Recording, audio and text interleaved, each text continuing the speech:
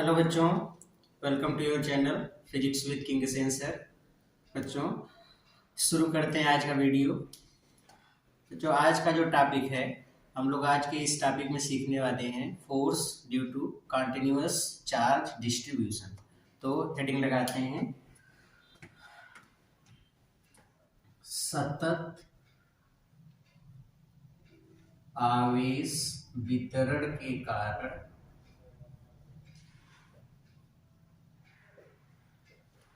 किसी बिंदु आवेश पर बल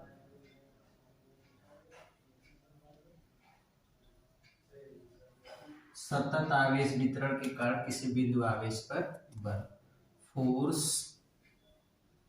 on a point charge due to continuous charge distribution।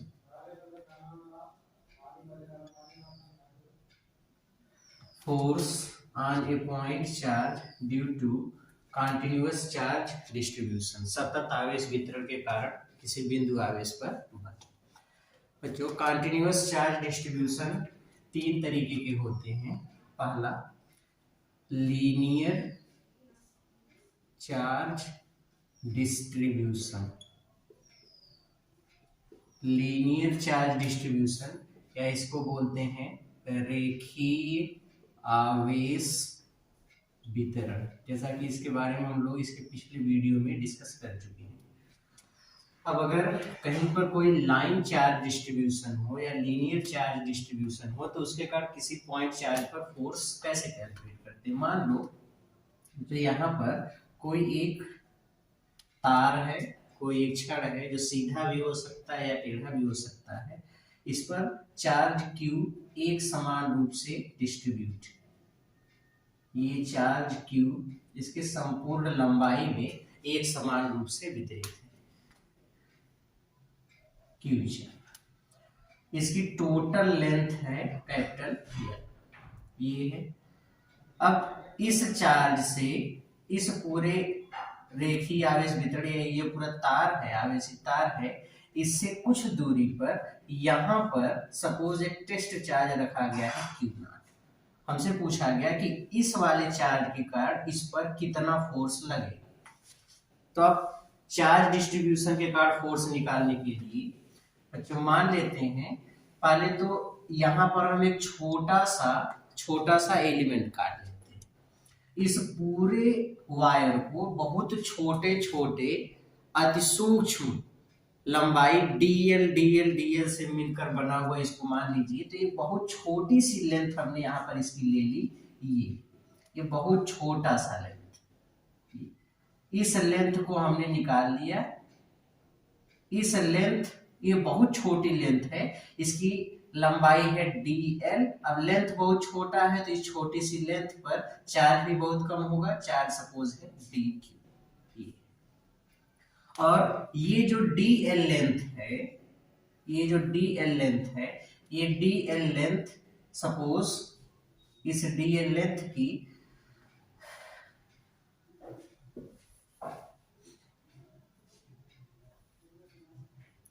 इस dl लेंथ का पोजीशन वेक्टर,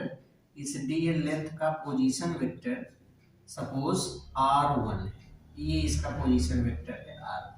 और ये दूसरा वाला चार्ज है, इसका पोजीशन वेक्टर है r2। अब इसका पोजीशन वेक्टर है r1 और इसका पोजीशन वेक्टर है r2।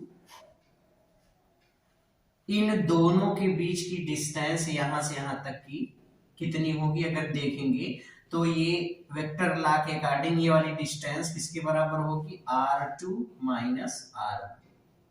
सपोज इस डिस्टेंस को हम दिखाते हैं r21 से, तो इसकी दिशा दूसरे वाले चार्ज की ओर पहले वाले चार्ज की तरफ से है, तो इसकी डायरेक्शन को हम दिखाएंगे बच्चों r कैप 21 से। ये हो गया। इस छोटे से चार्ज के कारण इस charge test charge Q naught पर लगने वाला फोर्स सपोज डी एफ है,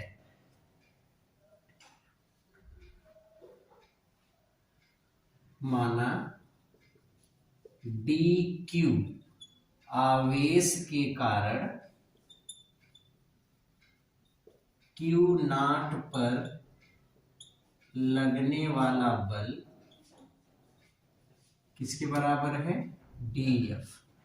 इसलिए डी एफ किसके बराबर होगा बच्चों, देखो अभी हम लोग पढ़ चुके हैं, दो छोटे छोटे चार्ज, अगर दो पॉइंट चार्ज हैं Q1 Q2 एक दूसरे से r डिस्टेंस पर है, तो दो चार्ज अगर एक दूसरे से r डिस्टेंस पर है तो इनके बीच लगने वाले फोर्स की कैलकुलेशन कूलाम के नियम से करते हैं, that is 1/4 pi epsilon not into Q1 Q2 divide by r square.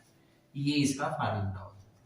अब कंटीन्यूअस चार्ज डिस्ट्रीब्यूशन है, तो इस डिस्ट्रीब्यूशन में हमने जो पूरी वायर थी उसको बहुत छोटे छोटे छोटे छोटे टुकड़ों में डिवाइड कर लिया। इतना छोटा टुकड़ा इसका बना दिया कि एक टुकड़े को हम एक मान सकते हैं कि पॉइंट चार्ज बहुत छोटा टुकड़ा है, तो इसके एक इसके भाग को हम मान सकते हैं कि ये पॉइंट चार्ज की तरीके से बिहेव कर रहा है। अगर ये पॉइंट चार्ज हो गया, ये भी पॉइंट चार्ज है, तो इनके बीच लगने वाले फोर्स के लिए हम कूलाम का रूल लगा सकते हैं। तो कूलाम का रूल लगाएंगे तो हमने मान लिया कि इस डी एल लेंथ पर जो चार्ज डी क्यू था उसके कारण इस पर लगने वाला फोर्स डी एफ है, तो डी एफ किसके बराबर होगा, 1/4 पाई एप्सिलॉन नॉट इनटू एक चार्ज है डी क्यू और एक चार्ज है Q not divide by distance इसके बीच का r21 इसका परिमाण, तो इसका परिमाण हो जाएगा r21 का स्क्वायर और फोर्स की डायरेक्शन इधर, ये दूसरा चार्ज ये पहला तो दूसरे वाले चार्ज की तरफ पहले वाले चार्ज की तरफ से, मतलब r21 का ये डायरेक्शन को दिखाता है, यूनिट वेक्टर डायरेक्शन को दिखाता है। अभी बच्चों ये तो हो गया डीएफ, या बहुत छोटे से इस एलिमेंट केवल डी क्यू के कारण इस पर लगने वाला फोर्स। अब पूरे के कारण अगर फोर्स निकालना है तो इसके कारण फोर्स निकालो, इसके कारण फोर्स निकालो, इसके कारण इसके कारण इसके कारण, सब डीएल डीएल डीएल डीएल के कारण जितने फोर्स लग रहे हैं सब इसी डायरेक्शन में लेंगे, सबको ऐड कर दो, वेक्टर सम कर दो। तो जब सबका वेक्टर सम निकालेंगे तो उसी चीज को, इसी वेक्टर सम को ही फिजिक्स में हम लोग इंटीग्रेशन बोलते हैं। तो आप या इंटीग्रेशन मेथड बोलते हैं। तो आप पूरे लंबाई के कारण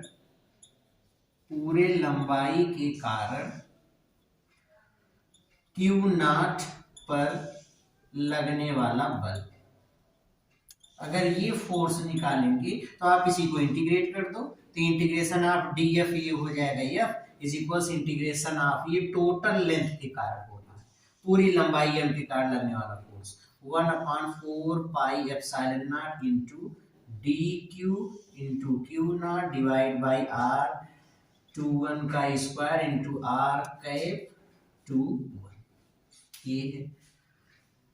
अब बच्चों ये डिस्टेंस है और यहाँ पर ये चार्ज है और डी क्यू चार्ज है, ये डिस्टेंस है। अब हम अगर जब इंटीग्रेशन करेंगे तो डिस्टेंस को डिस्टेंस से ही इंटीग्रेट किया जा सकता है, डी क्यू चार्ज से इसका इंटीग्रेशन नहीं हो सकता। एग्जांपल के लिए जैसे हम लोग ये सब इंटीग्रेशन पढ़े हैं डी एक्स अपॉन एक्स, तो यहाँ पर ये अगर दूरी हम कह रहे हैं तो ये भी डिस्टेंस ही होनी चाहिए तभी इंटीग्रेशन होगा। अदरवाइज अगर जैसे यहाँ पे आगे integration of d m by x square, अब एक्स स्क्वायर में ये डिस्टेंस है, ये मास है, तो यहाँ पर इंटीग्रेशन पॉसिबल नहीं।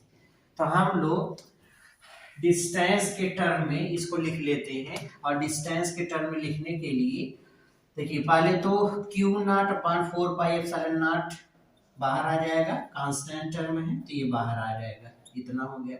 इंटीग्रेशन ऑफ एल ये हमको मिलेगा डी क्यू।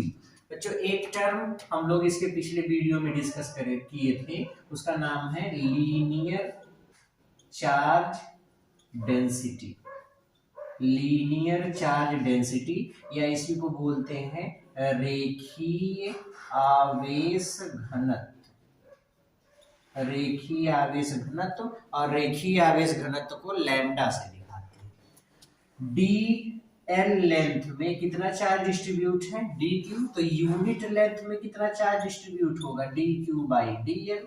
और इसी यूनिट लेंथ में जो चार्ज डिस्ट्रीब्यूट होता है उसी को लैम्डा से दिखाते हैं, मतलब लैम्डा हो गया D Q by D L, या D Q is equals lambda into D L. तो डी क्यू किसके इक्वल है, लैम्डा, डी क्यू के स्थान पे लैम्डा इंटू डी एल, फिर into are cap 21 divide by are 21 का स्क्वायर, ये टोटल फोर्स होगा। इस फार्मूले से हम लोग फोर्स की कैलकुलेशन कर सकते हैं अगर लीनियर चार्ज डिस्ट्रीब्यूशन है तो लीनियर चार्ज डिस्ट्रीब्यूशन के कारण किसी पॉइंट पर लगने वाले फोर्स की कैलकुलेशन इस फार्मूले से किया जाता है। ओके, ठीक है। अब ये तो रेखीय आवेश वितरण के कारण फोर्स हुआ। अगर रेखीय आवेश वितरण के स्थान पर अब मान लेते हैं सरफेस चार्ज डिस्ट्रीब्यूशन,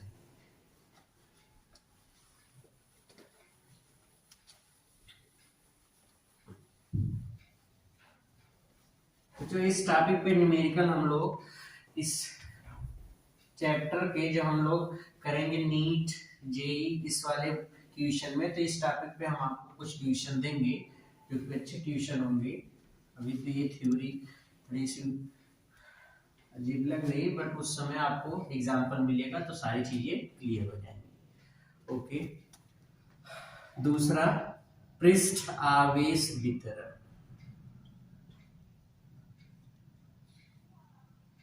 पृष्ठ आवेश वितरण, सरफेस चार्ज डिस्ट्रीब्यूशन। मान लो यहां पे कोई एक सरफेस हमने ले लिया, ये एक सरफेस है और इस सरफेस का एरिया ए, इस पर चार्ज क्यू एक समान रूप से ऐसे डिस्ट्रीब्यूट है, चार्ज क्यू एक समान रूप से ऐसे डिस्ट्रीब्यूट है, और यहां पर एक टेस्ट चार्ज है क्यू नॉट। इस डिस्ट्रीब्यूशन के कारण, इस पूरे आवेश वितरण के कारण या जो टोटल चार्ज है इसके कारण इस पर कितना फोर्स लगेगा ये हमको फाइंड करना है। यहाँ पे फोर्स निकालने के लिए हम बच्चों पूरे इस एरिया को बहुत छोटे छोटे एरिया में डिवाइड कर लेते हैं। एक छोटा सा एरिया हमने ले लिया यहाँ, ये जो छोटा सा एरिया हमने यहाँ पर लिया है, सपोज ये एरिया है डी ए, बहुत छोटा, इतना छोटा कि हम इसको एक पॉइंट मान सकते हैं, और इस पर चार्ज की क्वांटिटी है डी क्यू, बहुत छोटा एरिया है तो चार्ज भी बहुत कम होगा। अब इस एरिया का पोजीशन वेक्टर, इसका जो स्थिति सदिश है इसका पोजीशन वेक्टर है सपोज r1 और इसका पोजीशन वेक्टर है r2। अब इन दोनों के बीच की डिस्टेंस ये, तो इसका पोजीशन वेक्टर अगर देखते हैं तो मूल बिंदु के सापेक्ष इनका जो डिस्टेंस होगा r21 किसके इक्वल होगा, r2 माइनस r1।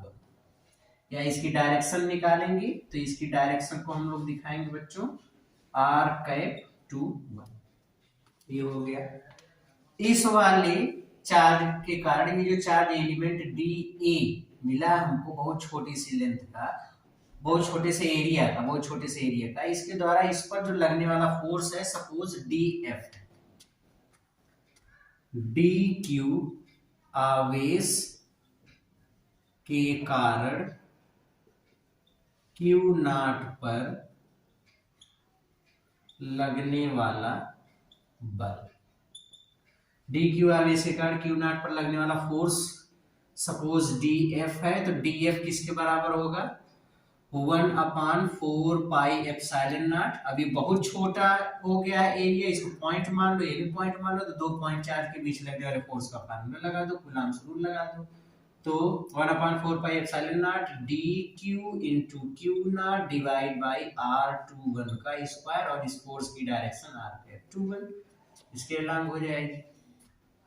पूरे क्षेत्रफल के कारण पूरे आवेश वितरण, पूरे पृष्ठ आवेश वितरण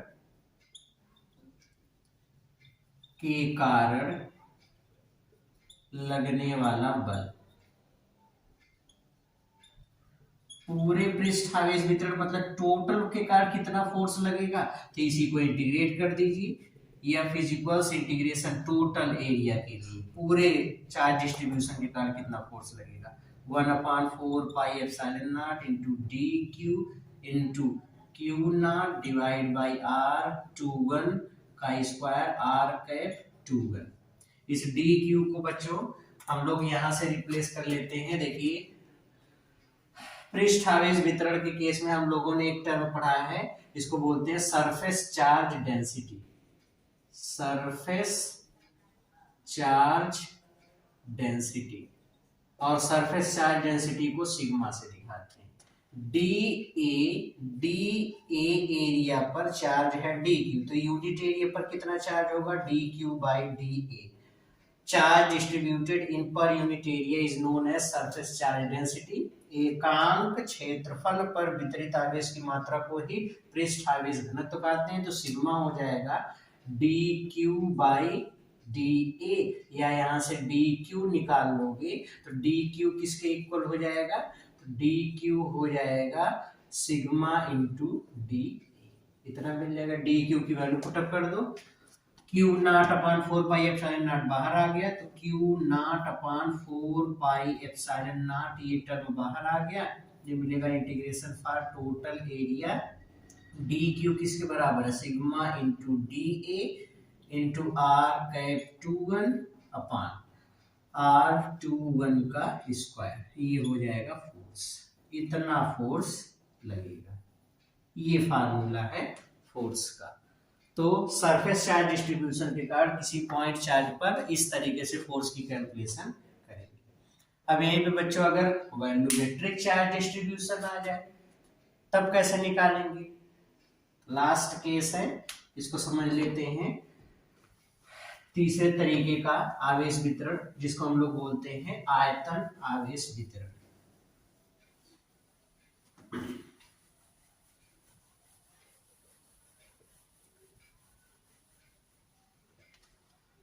तीसरा है, इसको बोलेंगे आयतन आवेश वितरण, वॉल्यूम चार्ज डिस्ट्रीब्यूशन। आयतन आवेश वितरण, मान लो कि यहाँ पे कोई हमने ऐसी कोई एक ऑब्जेक्ट ले ली जिसके पास वॉल्यूम और इसके पूरे वॉल्यूम में चार्ज Q यूनिफॉर्मली डिस्ट्रीब्यूट है। अब इस पूरे वॉल्यूम को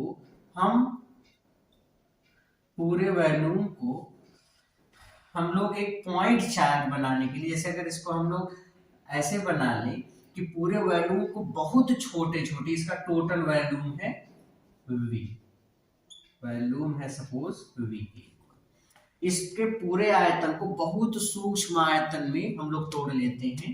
एक छोटा सा आयतन इसका इतना सूक्ष्म ले लिया हमने, इसका आयतन हो गया dV और dV आयतन पर चार्ज है dQ, ये बहुत छोटा सा एक वॉल्यूम हमने ले लिया। इस वॉल्यूम पे जो चार्ज डिस्ट्रीब्यूट है dQ, इतना छोटा वॉल्यूम ले लिया कि इस वॉल्यूम को हम मान सकते हैं कि इसका बिहेवियर एक पॉइंट चार्ज की तरीके से। एक टेस्ट चार्ज यहाँ पर है Q नॉट, इस पूरे डिस्ट्रीब्यूशन के कारण इस पर लगने वाला फोर्स हमको फाइंड करना है।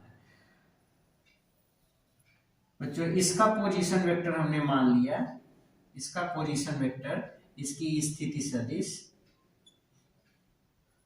R1 है, इस टेस्ट चार्ज का पोजीशन वेक्टर हमने मान लिया R2, तो इन दोनों के बीच का जो ये पोजीशन वेक्टर हो जाएगा इस मूल बिंदु के रेफरेंस में R21 is equals R2 minus R1, या इसकी डायरेक्शन फिर से वही होगी, चार्ज पॉजिटिव है, पॉइंट इस पर फोर्स निकालना है तो इधर रिपल करेगा, तो डायरेक्शन किसके अलांग होगी, R2, ये इसका ओरिजिन है। फिर से लैंग्वेज वही लिखना है बच्चों, मान लीजिए डी क्यू के कारण क्यू नॉट पर लगने वाला फोर्स एफ है, तो वैसे ही लिखेंगे, माना डी क्यू आवेश के कारण क्यू नॉट पर लगने वाला बल डी एफ है, इसलिए डी एफ बराबर 1/4πε0 इंटू, एक चार्ज है डी क्यू और एक चार्ज है क्यू नॉट और इनके बीच की डिस्टेंस r21, इसका स्क्वायर, इसका परिमाण हो गया r21 और इसकी डायरेक्शन हो गई फोर्स की r21। फिर से एक टर्म यहाँ पे देख लेते हैं, डी क्यू को हटाने के लिए बच्चों आयतन आवेश वितरण में हम लोग पढ़ते हैं वॉल्यूम चार्ज डेंसिटी, आयतन आवेश घनत्व, और आयतन आवेश घनत्व को रो से दिखाते हैं। आयतन आवेश घनत्व होता है एकांक आयतन में वितरित आवेश की मात्रा। dv आयतन में dq चार्ज डिस्ट्रीब्यूट है, तो यूनिट वॉल्यूम में कितना होगा dq/dv, और dq/dv को ही हम लोग क्या बोलते हैं रो, तो dq/dv हो गया, या यहाँ से dq निकाल लोगे तो ये हो जाएगा रो इंटू dv, कितना मिलेगा rho into dv। D Q की वैल्यू पुटअप कर लीजिए, तो D F is equals 1/4πε0 into D Q के स्थान पर वैल्यू पुटअप करोगे तो कितना हो जाएगा ये rho into D V into Q not divide by r21 का स्क्वायर r कैप 2। संपूर्ण आयतन वितरण के कारण बल, अब इस डी क्यू के कारण इस डी क्यू, इसके बगल में इस डी क्यू के कारण इस डी क्यू के कारण, सबके कारण फोर्स निकालोगे, सबका वेक्टर सम कर दो, उसी का मतलब इंटीग्रेशन करना है, तो डी एफ का इंटीग्रेशन एफ, ये टोटल वॉल्यूम के लिए इंटीग्रेशन करना है 1/4πε0 into rho into D V into Q naught upon r21 का स्क्वायर इंटू r कैप 21। यहाँ से बच्चों बाहर आ जाएगा क्यों, क्या चीज क्यू नॉट अपान 4πε0, तो इंटीग्रेशन ऑफ कितना मिलेगा, ये टर्म बाहर चला गया, rho D V r cap 21 divide by r21 का स्क्वायर, ये फोर्स इतना लगेगा। तो वॉल्यूम चार्ज डिस्ट्रीब्यूशन के कारण फोर्स की कैलकुलेशन इस तरीके से करते हैं, ठीक है, तो फोर्स इस तरीके से कैलकुलेट करेंगे। क्लियर हो गया? ओके, तो बच्चों ये था आज का हम लोगों का टॉपिक, इसमें हम लोगों ने सीखा कि चार्ज डिस्ट्रीब्यूशन के कारण फोर्स की कैलकुलेशन कैसे करते हैं। ओके, तो पढ़ते रहिए, मेहनत करते रहिए। All the very best.